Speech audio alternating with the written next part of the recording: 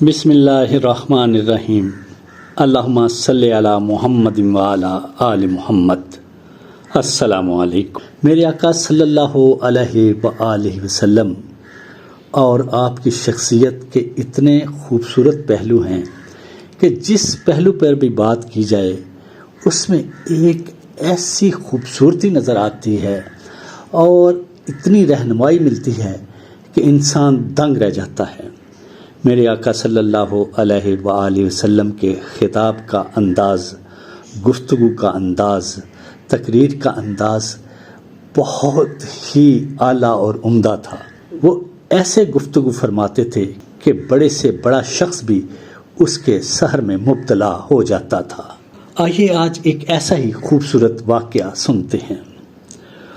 حنین کے معرکے میں ابتدائی شکست کے بعد خدا نے مسلمانوں کو فتح و نصرت سے نوازا اور وہ فاتح بن کر وہاں سے لوٹے۔ خدا کے رسول حضرت محمد صلی اللہ علیہ وآلہ وسلم نے حکم دیا کہ سارا مال غنیمت جیرانہ کے مقام پر محفوظ کر دیا جائے۔ اس جنگ میں مسلمانوں کو بہت زیادہ مال غنیمت ہاتھ لگا تھا۔ 24,000 اونٹ تھے، 40,000 سے بھی زیادہ بکریاں تھیں، ہزاروں تولے چاندی تھی اور تقریباً 6,000 قیدی پکڑ کر لائے گئے تھے اور دوسرا مال و اسباب علیحدہ تھا۔ مکہ کو فتح ہوئے ابھی تھوڑا ہی عرصہ ہوا تھا۔ فتح مکہ کے موقع پر مکے کے بہت سے سردار اور ممتاز لوگ اسلام لے آئے تھے، لیکن ابھی تک ان کے دل پوری طرح اسلام کے لیے گھلے نہیں تھے۔ ابھی تک ان کے ایمان میں کچھ کمزوری تھی اور ضرورت تھی کہ ان کی دل جوئی کی جائے تاکہ ان کے یقین میں پختگی آئے اور ان کو شرح صدر کی دولت نصیب ہو۔ قرآن میں ایسے ہی لوگوں کو مؤلفۃ القلوب کہا گیا ہے اور زکوٰۃ میں ان کا حصہ رکھا گیا ہے۔ اس موقع پر خدا کے رسول حضرت محمد صلی اللہ علیہ وآلہ وسلم نے اپنی پیغمبرانہ بصیرت و حکمت سے کام لے کر ان لوگوں پر اس قدر انعام و اکرام کی بارش کی کہ مال غنیمت کا زیادہ سے زیادہ حصہ ان لوگوں کو دے دیا۔ انصار حیران تھے اور بہت ہی کشمکش کی حالت میں تھے کہ یہ کیسے ہو سکتا ہے کہ جہاد انہوں نے کیا اور نبی پاک صلی اللہ علیہ وآلہ وسلم کی ہر مصیبت اور مشکل میں قدم قدم ان کے ساتھ رہے اور یہ سارے کا سارا مال ان میں تقسیم کیا جا رہا ہے۔ مال غنیمت ان مکہ والوں میں، قریش والوں میں تقسیم کیا جا رہا ہے۔ تو انصار کو یہ بات بہت کھلی اور آخر دلوں کی بات زبان پر آ گئی۔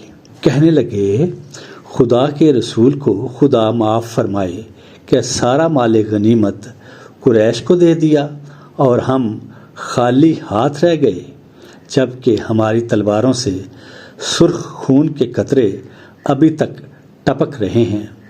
جب پریشانی اور مشکلات پیش آتی ہیں تو ہماری یاد آتی ہے اور جب تقسیم کا وقت آتا ہے تو مال غنیمت کا مال دوسروں کو ملتا ہے۔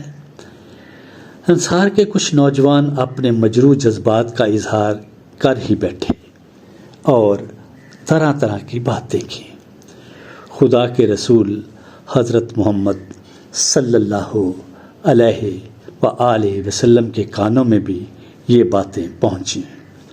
آپ کو بڑا دکھ ہوا، کیسے نہ ہوتا، انصار تو آپ کے انصار تھے اور آپ کے دل میں ان کے لیے بے پناہ درد تھا۔ آپ صلی اللہ علیہ وآلہ وسلم نے حکم دیا کہ بڑا چرمی خیمہ نصب کیا جائے اور مجاہدین اسلام جمع ہو جائیں۔ خدا کے رسول صلی اللہ علیہ وآلہ وسلم ان سے خطاب فرمائیں گے۔ مجاہدین اسلام فوراً ہی خیمہ کے گرد جمع ہو گئے۔ خدا کے رسول صلی اللہ علیہ وآلہ وسلم تشریف لائے۔ آپ صلی اللہ علیہ وآلہ وسلم نے ایک نظر مجمع پر ڈالی اور پھر انصار کی جانب متوجہ ہو کر سوال کیا، کیا تم نے یہ کہا کہ مال غنیمت مکے کے قریش کو دے دیا گیا اور ہم محروم رہ گئے؟ صحابہ رضی اللہ تعالی عنہ اجمعین دم بخود تھے۔ انصار کے کچھ بزرگ اٹھے اور کہا، حضور صلی اللہ علیہ وآلہ وسلم، یہ حقیقت ہے کہ اس طرح کی باتیں کہی گئی ہیں، لیکن یہ کچھ ناسمجھ نوجوانوں اور نو عمروں کی باتیں ہیں۔ سمجھدار اور معمر سرداروں نے ایسی کوئی بات نہیں کہی ہے۔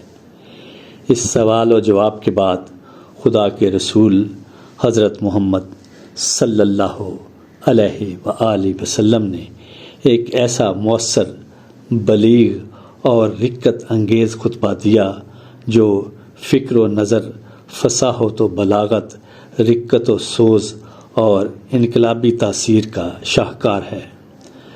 سنیے یہ خطبہ۔ آپ صلی اللہ علیہ وآلہ وسلم نے فرمایا، اے گروہ انصار، کیا یہ حقیقت نہیں ہے کہ تم سب راہ حق سے بھٹکے ہوئے تھے؟ خدا نے میرے ذریعے تمہیں ہدایت سے نوازا۔ تم منتشر اور پراگندہ تھے۔ خدا نے میرے ذریعے تم کو متحد اور متفق کیا اور تم ایک کلمہ پر جمع ہوئے۔ تم نادار اور مفلس تھے، میرے ہی ذریعے خدا نے تم کو خوشحال اور مالدار بنایا۔ آپ صلی اللہ علیہ وآلہ وسلم جوش و جذبے میں کہے جا رہے تھے اور انصار دل کی گہرائیوں سے کہتے جاتے تھے، خدا کے رسول کا ہم پر بڑا احسان ہے، خدا کے رسول بڑے امین ہیں۔ انصار کے لوگ اونچی آواز میں اعتراف کر رہے تھے۔ انصار کی طرف سے یہ جواب سن کر آپ صلی اللہ علیہ وآلہ وسلم کی آواز اور بلند ہوئی اور آپ صلی اللہ علیہ وآلہ وسلم نے جوش محبت میں کہا، اے گروہ انصار، تم یہ کیوں نہیں کہتے کہ اے محمد صلی اللہ علیہ وآلہ وسلم، جب لوگوں نے تمہیں جھٹلایا تو ہم نے تمہاری تصدیق کی، جب لوگوں نے تمہیں بے سہارا چھوڑ دیا تو ہم نے تمہاری مدد کی، جب لوگوں نے تمہیں گھر سے بے گھر کیا تو ہم نے تمہیں پناہ دی، اور تم نادار اور حاجت مند تھے، ہم نے دل و جان سے تمہاری مدد کی۔ آپ کا جوش اور بڑھا اور فرمایا، انصار، تم یہ کہتے جاؤ جو میں نے کہا، تم کہتے جاؤ اور میں جواب میں یہ کہتا جاؤں گا، تم سچ کہتے ہو، تم سچ کہتے ہو، تم سچ کہتے ہو۔ اب آپ صلی اللہ علیہ وآلہ وسلم کی آواز میں رقت پیدا ہوئی، آنکھوں میں محبت کی چمک اور بڑھی، اور آپ صلی اللہ علیہ وآلہ وسلم نے بڑے والہانہ انداز میں فرمایا، اے انصار، کیا تمہیں یہ بات پسند نہیں کہ لوگ تو اونٹ بکریاں لے کر اپنے اپنے گھروں کو لوٹیں اور تم اپنے نبی محمد صلی اللہ علیہ وآلہ وسلم کو اپنے ساتھ لے کر اپنے گھروں کو لوٹو؟ داعی اعظم حضرت محمد صلی اللہ علیہ وآلہ وسلم کے یہ رقت انگیز کلمات سن کر انصار کی چیخیں نکل گئیں اور پکار اٹھے، رضینا رضینا، ہم بالکل راضی ہیں، ہم بالکل راضی ہیں، ہمیں صرف محمد صلی اللہ علیہ وآلہ وسلم درکار ہیں۔ اور انصار میں سے بیشتر کا حال یہ تھا کہ ان کی ہچکی بن گئی اور روتے روتے ان کی داڑیاں تر ہو گئیں۔ رسول اللہ کی آواز پھر بلند ہوئی اور فرمایا، اللہ کی قسم تم لوگ جس ہستی کو لے کر اپنے گھروں کو لوٹو گے وہ اس سے کہیں بہتر ہے جس کو یہ لوگ لے کر اپنے گھروں کو لوٹیں گے۔ اور انصار اس بے مثال نعمت اور بے پناہ محبت پر خوشی سے جھوم اٹھے۔ میرے آقا صلی اللہ علیہ وآلہ وسلم نے یہ جو خوبصورت خطاب فرمایا ہے اس میں ذرا حقیقت دیکھیے۔ آپ نے فرمایا انصار والوں کو باتیں وہ تمام بتا کے جس میں آپ صلی اللہ علیہ وآلہ وسلم نے تمام انصار کو متحد کیا تھا اور ان کو مالدار بنایا تھا، خوشحال بنایا تھا، متحد کیا تھا، لیکن جو انصار کے آپ صلی اللہ علیہ وآلہ وسلم کے ساتھ احسانات تھے، جو آپ کے ساتھ محبت کا ایک بہت ہی عمدہ رشتہ تھا، اس کو کیسے خوبصورت پیرائے میں بیان کیا۔ اے گروہ انصار، تم یہ کیوں نہیں کہتے کہ اے محمد، جب لوگوں نے تمہیں جھٹلایا تو ہم نے تمہاری تصدیق کی، جب لوگوں نے تمہیں بے سہارا چھوڑ دیا تو ہم نے تمہاری مدد کی، جب لوگوں نے تمہیں گھر سے بے گھر کیا تو ہم نے تمہیں پناہ دی، اور تم نادار اور حاجت مند تھے، ہم نے دل و جان سے تمہاری مدد کی۔